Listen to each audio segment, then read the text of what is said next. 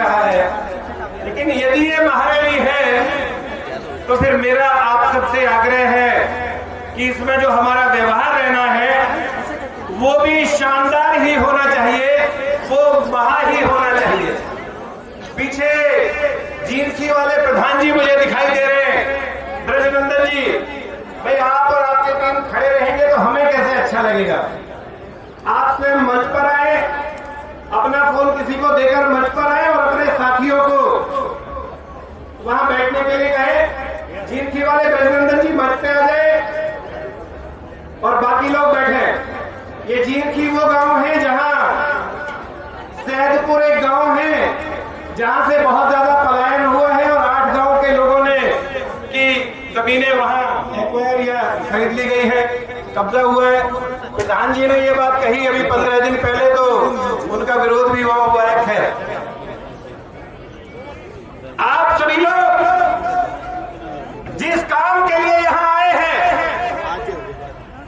भारत के अलग अलग कोने से, मैं आपसे पूछना चाहता हूं, आप में से नागालैंड के कोई व्यक्ति हैं तो हाथ खड़े करें।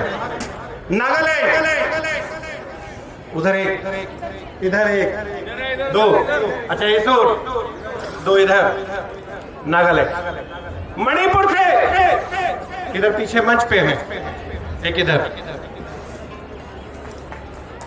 सिक्किम से जो लोग हैं एक बार हाथ खड़े करें, सिक्किम वाले भाई, अच्छा इधर है सर, सीधे हाथ की तरफ। सिक्किम, अच्छा उधर भी है, सिक्किम भी है, मंच पे तो है। त्रिपुरा वाले जो भाई बहन हैं एक बार हाथ खड़े करें, त्रिपुरा, उधर भाई साहब दिखाई दे रहे हैं, मंच पे हैं। बाकी लोग क्या जंतर मंतर के आसपास घूम रहे हैं क्या? अमित पोद्दार जी त्रिपुरा वाले भाइयों से कहें एक बार हाथ खड़े करें। त्रिपुरा वाले भाई, त्रिपुरा वाले भाई और बहनें एक बार हाथ खड़े करें। मतलब इससे पता लगता है कि हम लोग दिल्ली में भी घूम रहे हैं। मैं सुबह मिल भी चुका, 4 लोग हाथ खड़े कर रहे हैं। अभी कैसे काम करवा पाएंगे? असम वाले जितने भाई बहन एक बार हाथ खड़े करें। असम,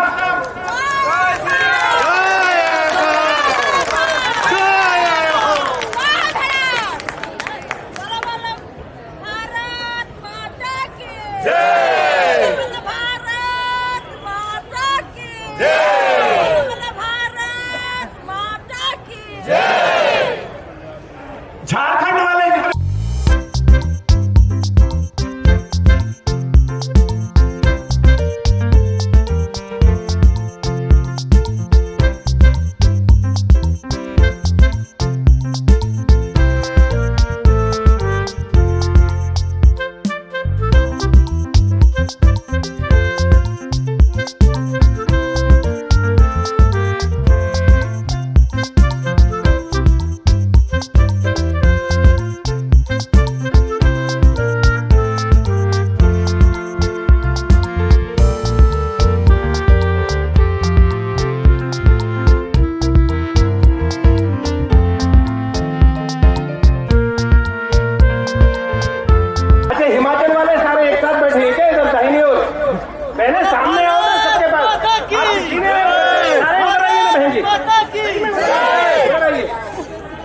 हिमाचल, राजस्थान हो गया है, दिल्ली वाले, दिल्ली, गाजियाबाद वाले जो लोग पहुंच चुके हैं, गाजियाबाद वाले,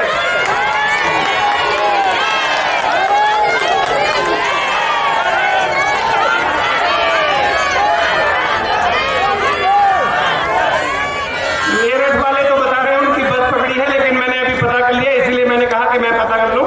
शायद से टोल मांगने के कारण रुके हुए हैं, हम टोल देकर आएंगे। हम जब कानून मांगने आए तो अपना कानून पूरा करके आएंगे। यहाँ मेरठ वाले कोई आ चुके हैं क्या? अगर आ गए तो एक बार हाथ खड़े करें। आ गए हैं कुछ लोग, बाकी आपके यहाँ 100।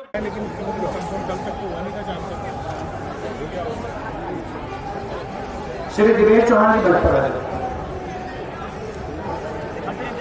यह लोग जो यहाँ खड़े किए गए हैं, इसका बड़ा महत्वपूर्ण कारण है।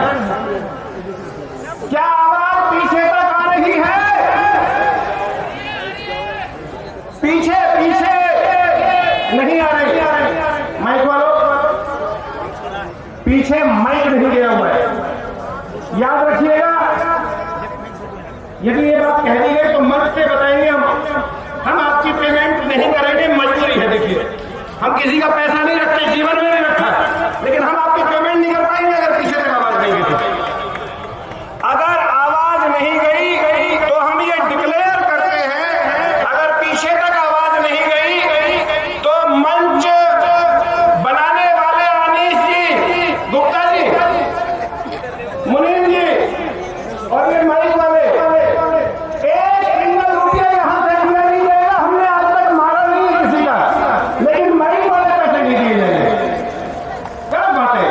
देखिए पीछे वाले ताली बजा रहे, क्यों बजा रहे? उन तक आवाज नहीं जा रही लोगों तक। क्या बात है? मैंने जो इन लोगों को यहाँ खड़ा किया है वो इसलिए कि आपके यहाँ 120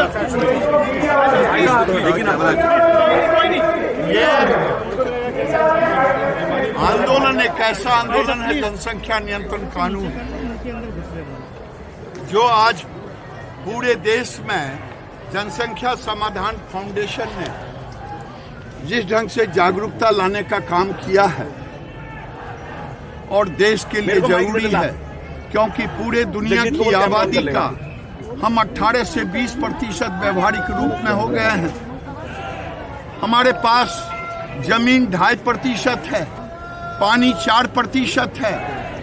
चाइना से मेरी जीडीपी भारत का 1978 में भारत का जीडीपी चाइना से अधिक था, लेकिन चाइना 1979 में 1979 में उसने वन चाइल्ड पॉलिसी लाया, जिसके कारण कई पत्रकारों का कहना है कि 60 करोड़ आबादी रोकने का काम किया।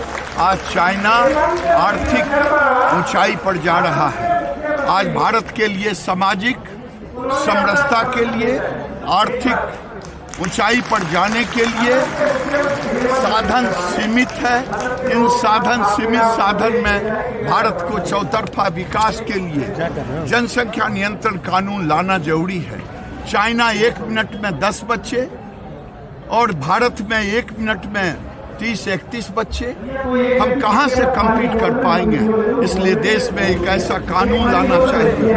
इसे राजनीति के चश्मे से नहीं देखना चाहिए, इसे धर्म के चश्मे से नहीं देखना चाहिए, इसे देश के चश्मे से देखेंगे तो आपको लगेगा कि एक ऐसा कानून हो जो हिंदू, मुस्लिम, सिख, ईसाई, जैन, बौद्ध सभी पर समान रूप से लगे।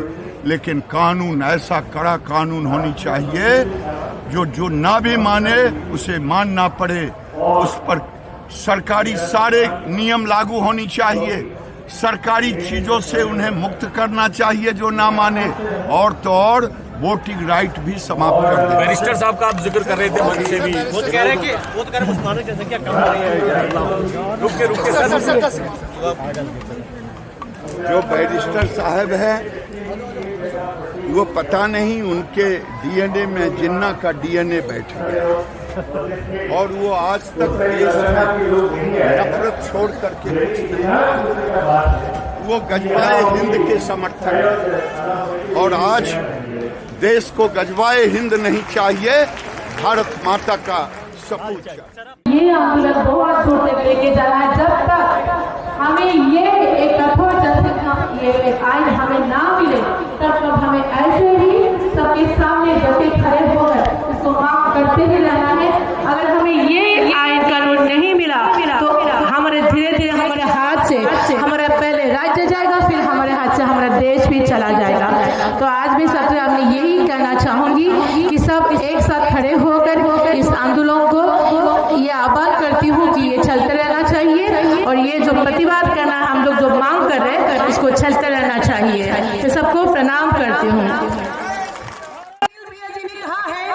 कि अगर हम सब एक साथ मिलकर एकजुट होकर और आज के दिन ये प्रण लें कि हम किसी भी तरह आज ये कानून यहाँ से लागू करवा के जाएंगे तो जाएंगे, नहीं तो हम यहाँ से हिलेंगे नहीं, अनशन पर बैठ जाएंगे।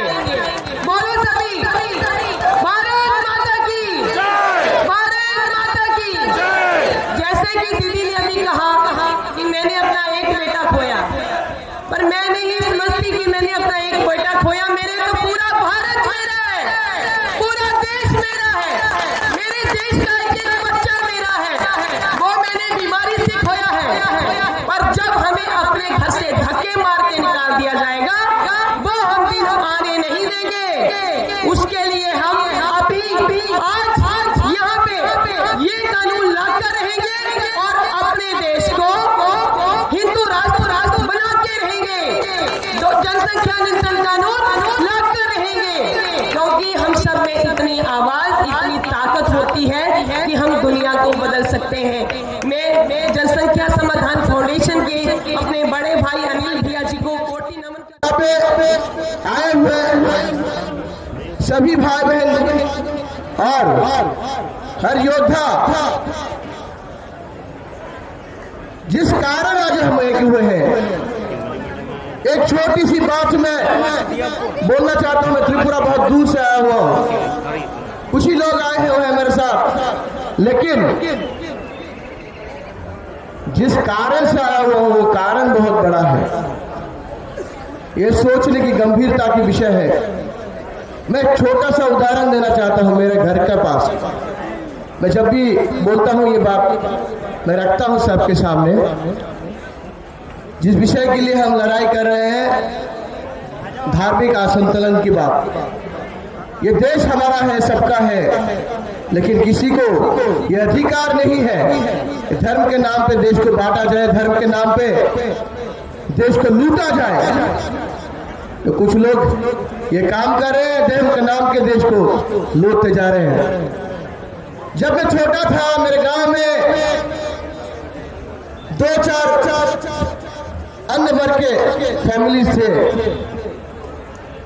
लेकिन आज जब मैं जवान हूं, मेरा बेटा छोटा है, तो देखता हूं कि रात को सो नहीं पाता हूं।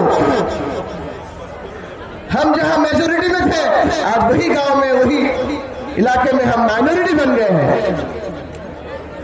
तो यही कारण है कि देश को, अगर मैं अपने घर को और गांव को नहीं बचा सकता हूं, तो देश को कैसे बचाऊंगा। 78% हम लोग हिंदू रह गए हैं। और पहले जब हम छोटे थे, हम सुनते थे 2 या 3 बच्चे घर में लगे अच्छे। उसके बाद हम फिर थोड़े बड़े हुए, हमने सुनना शुरू किया, हम 2 हमारे 2। अब पिछले दिनों नारा था, शेर का बच्चा एक ही अच्छा। और अभी धीरे धीरे आप सुनते आएंगे कि हमें बच्चा ना बच्ची, नींद आए अच्छी। मैंने कई जगहों पे ये नारे लिखे देखे हैं। तो सवाल ये है, ऐसी नींद का क्या करेंगे कि सोते सोते कोई आपकी पीठ में छुरा घोंप देगा। इनको किसी भी हालत में बढ़ती हुई जनसंख्या को, एक जो विशेष वर्ग की बढ़ रही है, इसको रोकना होगा।